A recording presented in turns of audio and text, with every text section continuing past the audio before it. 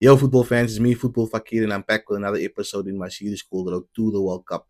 So, in the previous episode, what I did is did a blind ranking of the World Cup. I did this without knowing much of the teams and much of the groups. And obviously, I predicted Portugal will win the World Cup. But in today's episode, what I'll be doing is giving my bold hot takes on who I be thinking will win the Golden Boot, who will win the Golden Glove, the player of the tournament, which nation will shock the world, which nation will flop. So, without further ado, let's get straight into the video. So before we continue and jump into the video, please don't forget to like, comment, subscribe, and do share this out to all your friends and family. It really helps the channel grow. We do interact with all the people who comment. So thank you so much if you have liked, subscribe, and comment on the previous videos. If not, we do appreciate you for just watching. However, please don't be shy. It takes nothing to hit the subscribe or the like button.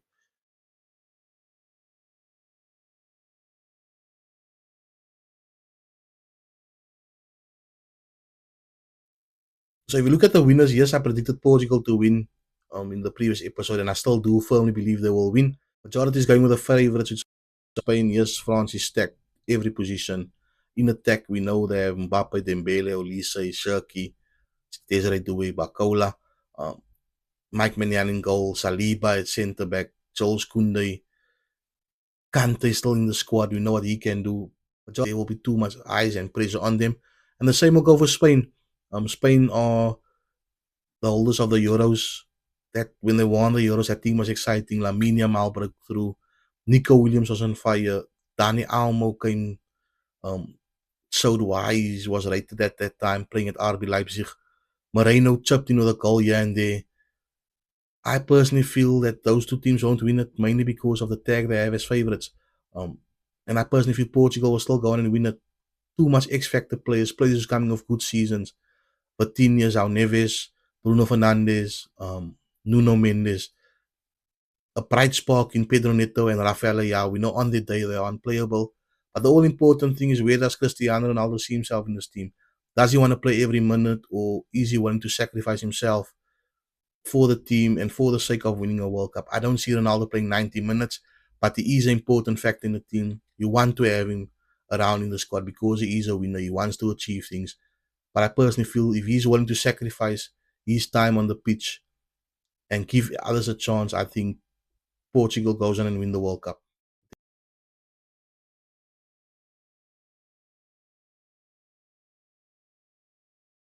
And the runners up, like I predicted yesterday, I still feel France will get into the final. And it's tough to call between the two. I just have a feeling that there's something about Portugal that can make them win it. France, on the other hand, like I've mentioned, they are stacked. It's all about how does Didier Deschamps get the front three or four players correct. We know Lisa and Shirky can play in the 10. We know Doué can play in midfield. Where does Mbappe play? Does he play from the left or does he go up front? Same with Dembele. So I think once he gets that combination correctly, I personally feel it will be Shirky in the number 10 role, Olise from the right, Dembele down the middle, Mbappe from the left, because that's where you get the best out of Mbappe, in my opinion. But I do see France just losing out to Portugal in the final. And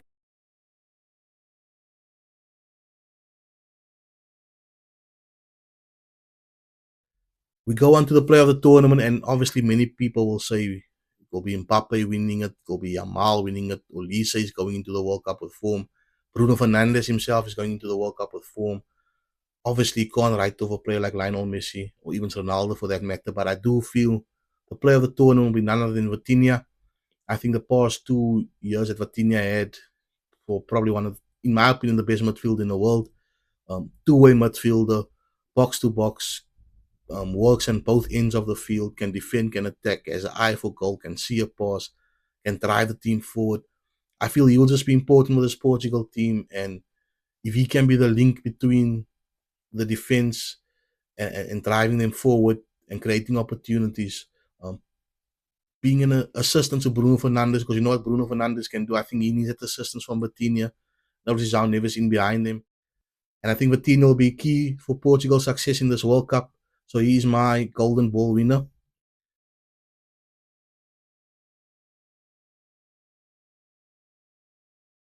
The winner of the golden boot will be Kylian Mbappe. I mean, Mbappe in World Cups is something else. He knows how to find the back of the net. We saw it in 2018 in Russia. We saw it in Qatar in the last World Cup. I feel Mbappe is just something else.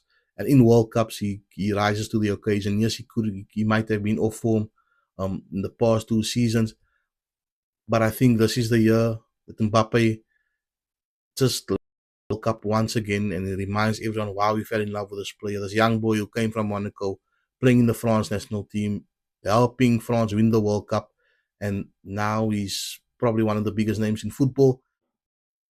So in the Golden Glove goalkeeping department, I personally feel Mike Maignan will be key for France. I think he will win the Golden Glove. Again, I think this is a stepping stone for him to move on to a bigger club. He's at AC Milan at the moment. He does well. I think it's time for him to step up and just to show why he's a high rating person. Um, if he starts every game for France, I think he might make a back to France to PSG, or he might even move to the Prem or to big clubs like Barcelona or Real Madrid. But I personally feel Mike Maignan is the Golden Glove winner. Then every World Cup we have a breakout star. I mean, if you remember in 2010, you had Ozil, Khedira, Muller, that German side that had so much talent to break through. In 2014, we had James Rodriguez. And in the last World Cup, I mean, Enzo Fernandez was an unknown talent. He rose to the occasion. And I think this shit will be Endrick. I mean, Endrick, yes, there was much hype about him. We all know the move that he made to Real Madrid, and he didn't feature much. Moves to Lyon, finds form, and I feel if he gets in time in this World Cup for Brazil, he could be key to them, and he could be a vital point that can maybe drive the team forward. I do believe he's the striker ahead of Igor Thiago. I think Endrick should be Brazil's striker, and then he will be the breakout star for me, in my opinion. He will just show why Real Madrid signed him in the first place, and he will just go on and take the world by storm.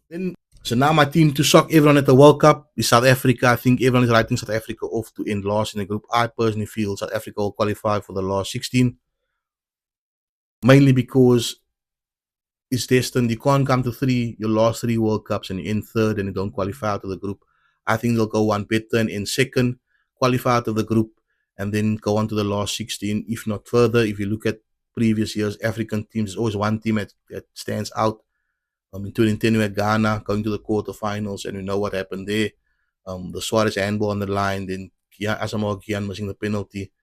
The last World Cup, we saw Morocco go to the semi-finals, and I feel South Africa will be that team this year. Bafana, I'm backing the boys, and I know there's many other people who's doubting them, but I personally believe that they have the ability, and if they believe in themselves, they can shock the whole world. And the team that will flop at the World Cup, in my opinion, will be, it's sad to say, but it will be Argentina. I think it's always tough if you won the last World Cup to come back and defend that title. I think France did well to get all the way to the final, but I think Argentina, they might not be out in the group, but I think quarterfinals, even the last 16, they might fall out and they'll end the dreams early. But I do see Argentina will be the team that will flop. A team that will overachieve is Germany. I mean, no one is speaking about this team. I think they could reach the semi-final, if not go all the way and win. I mentioned this in the previous video. No one is speaking about them. No one is expecting them to do good.